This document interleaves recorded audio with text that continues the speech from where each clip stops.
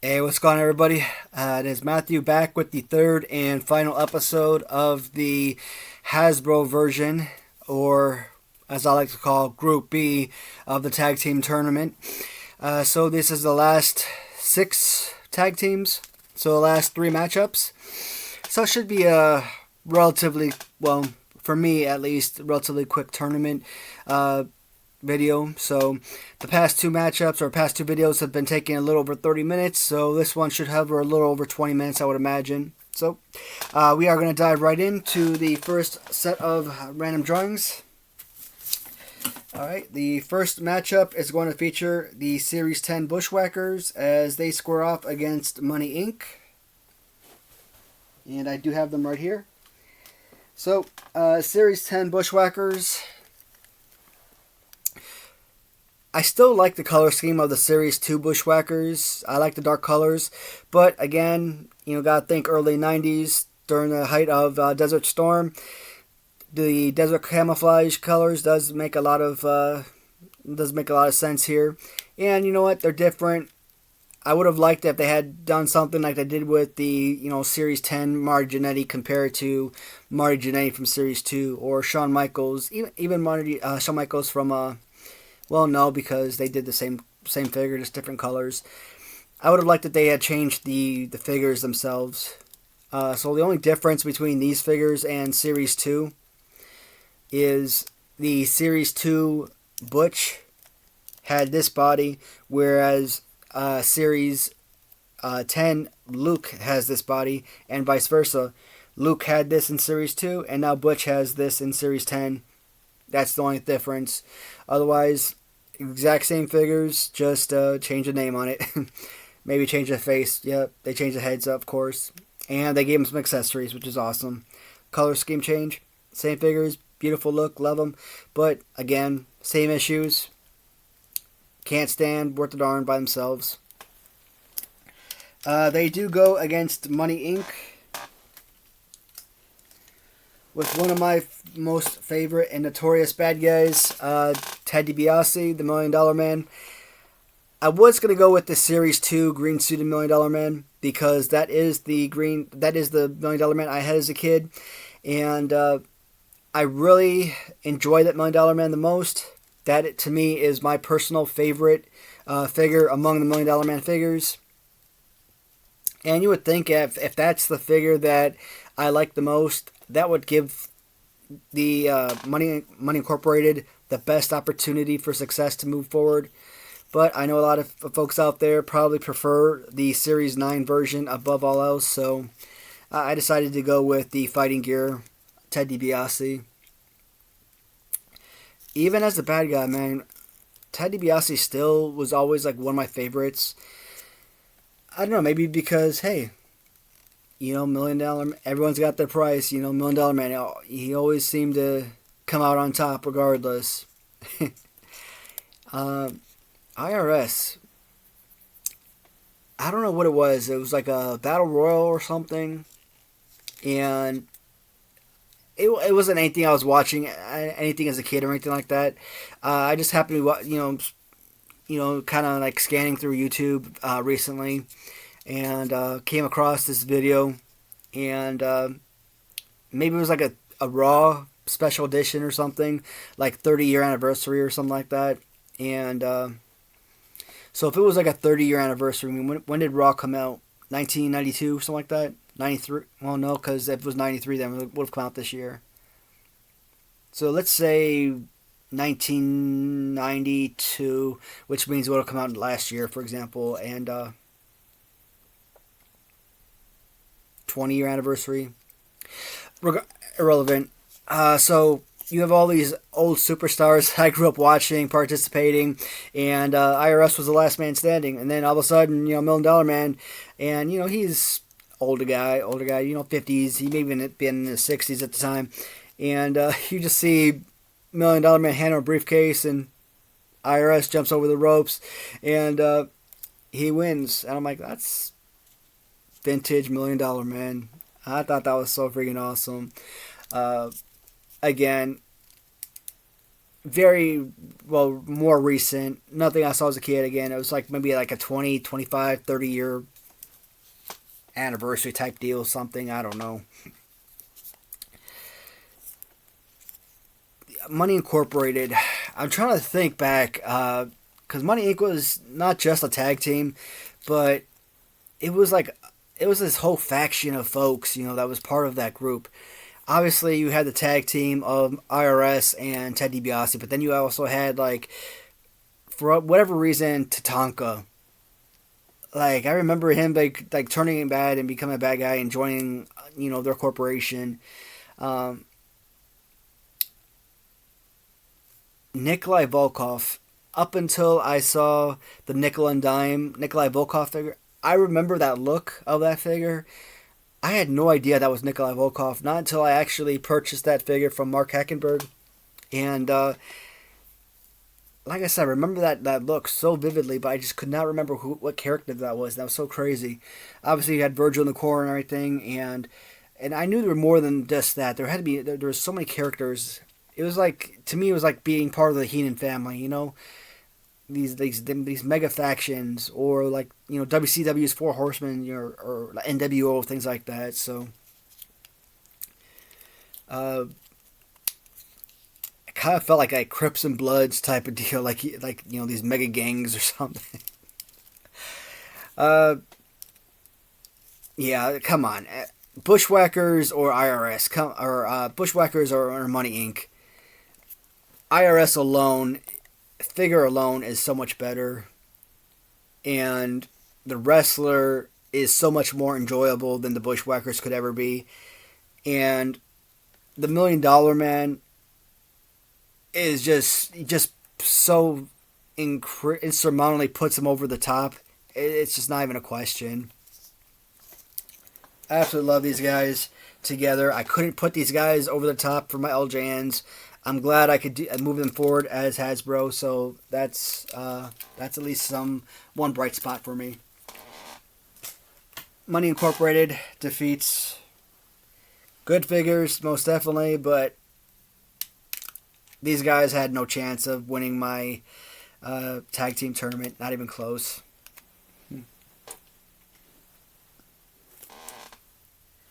Alright, so the next battle is going to feature Legion of Doom as they square off against the Dream Team. So, I've been noticing in a lot of my videos, I don't know why I keep doing it, but I keep calling everybody Hawk. So you have Hawk and you have Animal. I don't know if that's because I keep staring at Hawk, or what, or maybe because I have Hawk on the mind or whatnot, or maybe the name Hawk is just easier to remember than the name Animal. I don't know. But like, I keep rewatching the LJN videos, and I'm like consistently saying the name Hawk, Hawk, Hawk, and like, I'm the one who's like filming the video, and I'm like the one rewatching it, and I know who I'm talking about, but like, even I'm confusing myself. And like, all right, at this point, who are you talking about? So I know the guys back home who the viewers are got to be confused at some point. And this Animal figure has a missing pinky. That sucks. Man, these figures have fallen off the shelves so many times. I'm not surprised that they got broken fingers now. So now I've got to actually swap these figures out, because none of these figures were broken when I put them on my shelves, but now, I got so many duplicates. I'm sure I could swap them out, but Legion of Doom, Hasbro, awesome pieces, among the greatest Hasbro figures, among the greatest Hasbro tag team figures, among my all-time favorite tag teams. Period. Love them. I love the way they work in tandem. I love the look. They never seem to be like a type of team that ever seemed to be like situated in like one group or for a long period of time. Like I saw, like, you look at the Undertaker. Undertaker worked in the WWF or WWF, WWE, whatever you want to call it, for 30 years. And what was even more impressive is he kept that name for 3 decades. I don't think he ever changed that name. He may have changed, the persona of the Undertaker, but he was always the Undertaker. You might have guys that have left the company, went overseas or went to WCW or went to other programs or whatnot, but they always would come back or whatnot. But Greg Valentine is a perfect example. I talk about him constantly. But they are still part of the company, for 20, 30 years, and these guys they bounced around from so many different territories, different brands.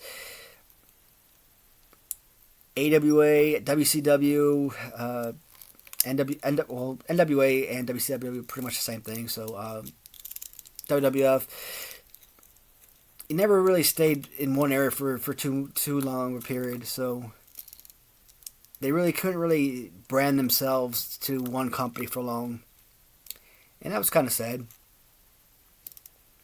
I didn't realize that they who was it? That Hawk had been gone for a long period of time. I guess Animal has just died recently, within like the last few years or something. If I understood that correctly, I thought they were both actually still alive. I didn't realize that. That kind of sucked. But they will square off against the Dream Team again. In this with the Hasbros, I have to create these makeshift tag teams. I could have gone with the Series 1 Brutus to give it the most, kind of like recent. But, these are both Series 3 figures, so I figured this is going to be the best option to put together. That, and let's be honest, Series 3 Brutus Beefcake absolutely kills the Series 1 Beefcake, so why would I not want to give this tag team the best opportunity to progress further into competition? And the Series 3 Brutus is, again, he's one of those figures that's better than his teammate as far as playability. This is a better figure than either of the Legion of Doom figures, so he already has that working for him. The good thing about this figure, or this tag team, that some of the LJN figures that I've talked about, where I said, like Rick Martel or Butch Reed, when I said those figures were better than the other three, the Greg Valentine is a really good figure. So it's not like you have one great figure and one terrible figure. You have one absolutely amazing figure and a really good figure to back it up. So this Dream Team tag team could potentially defeat Legion of Doom. It's not hard to fathom that. It is a possibility. Good thing is, I do have Mega Maniacs, so you do have Brutus with Hogan, and I do have Rhythm and Blues, so you still have Greg Valentine with Honky. You still have these figures in competition. I don't have another set of Legion of Doom. Does that matter? Is that really going to play a role in my decision? It really shouldn't, but deep in the back of my mind, it could. It could impact my decision, but it's not supposed to.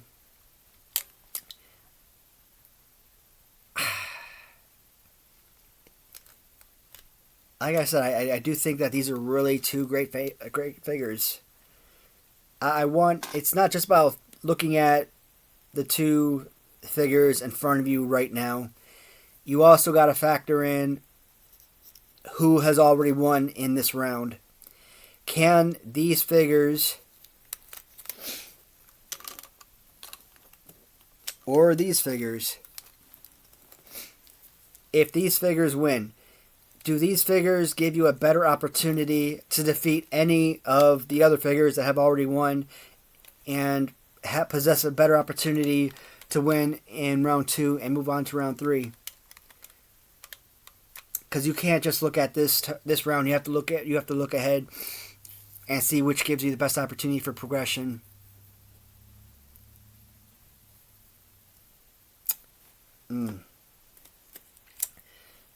This sucks, but yes, I am going to go with Legion of Doom.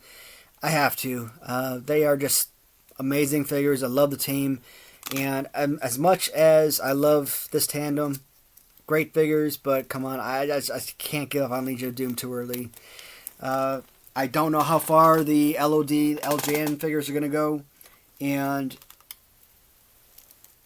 the Hasbros, they have to be there. It's just no doubt in my mind that they have to be near or as close to the end as possible. All right, so that leaves. All right, Legion of Doom over here. All right, so our last battle will feature the custom Rockers as they square off against the custom Steiner Brothers. So I'm not even going to take these out of the package. And I basically use these because I needed an additional tag team. And great looking figures.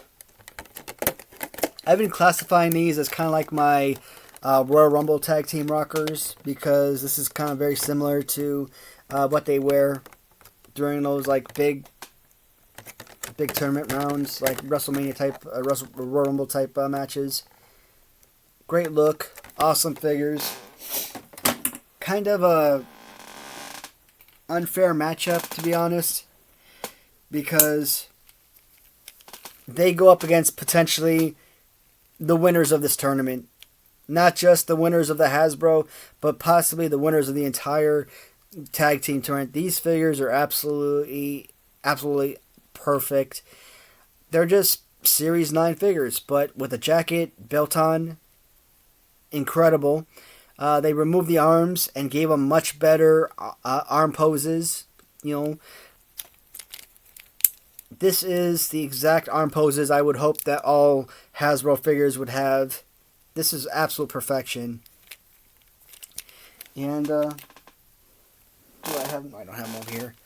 So to me, there's no reason to even talk about this. This is a very simple and quick decision. Absolutely, the custom Steiner Brothers are going to win this matchup. Again, do these guys win the whole Hasbro version and potentially the whole tournament? I honestly like to say that yes, but I mean, round 2, they could be eliminated. First time, they could be eliminated right off the bat in round 2. You never know. I mean, how many times have I said these guys are front runners and then, they're out like that? The Rockers are great, great design. I like the customs. I love my customs, but again, the Steiner Brothers for Hasbro, especially these particular customs, are just too good. There's not a question. All right, so that will knock out the Hasbro side. I won't be making any more videos today. That's 3 videos. And the next time I come in here, I will make Galoob tag teams and then the Remcos. So it looks like the Fabulous Ones, the High Flyers, the Road Warriors, Gagne Raiders, and the Long Riders. That's 5. And then the Freebirds, 6. You know what? I'm probably not going to do the last 3-pack. I'm probably going to stop at Freebirds. And that way I can have 6 tag teams. And it'll be an even number for the Remcos. So that'll be for the Remcos. The next video with the tag teams, I'll do Ric Flair and Arn Anderson. I'll still do Barry Windham and Sid Vicious. So those will be two sets of the 4 Horsemen, just like we did with the LJNs. I'll still do Dudes with Attitude, so I'll still have the same Sting with Lex Luger. I'll still put Doom together. The Steiner brothers will still be together. I'll put the Freebirds together, and so let's see, 1, 2, 3, 4, 5, and Freebirds will be 6. Yep, so I'll have 6 tag teams there. Alright, so 6 tag teams. So I'll have 3 winners. Okay, so with 6 tag teams, 3 winners, and then 6 tag teams for Remco, 3 winners, that means I'll have 1 video for each. So that'll be easy. And then right after that, we'll go straight back into the LJN videos for round 2. And yeah, because I don't want to do original San Francisco or anything like that, because if I don't have them loose, I don't want to touch it. So retros, same thing. I don't have anything loose retro, so nah. So LJN, Hasbro, Galoob, Remco, we're fine at those 4. And yeah, when we do round 2, we're basically going to do 1 video for basically a kind of final for Galoob when the time comes, and a final for the Remco. Obviously, we're going to have multiple rounds for Hasbro and LJN. So when we finally get to the actual finals for both those two sets, those 2 lines, we'll do the full 4 series all together, and we'll do the favorite tag team from all four lines and pick the winner from that. It's going to be crazy. Imagine having like the Barry Windham, Sid Vicious as an example from Galoob, and having Barry Windham and Sid Vicious from LJN both in the finals. Like, how do you pick that? I mean, realistically, you might want to say Galoob because that's the original line, but the LJNs are so much more fun to work with, right? So, I don't know. That's going to be a tough decision. All right, guys. Once again, thank you so much for watching. I appreciate it. I will see you in the next video. Take care, everyone.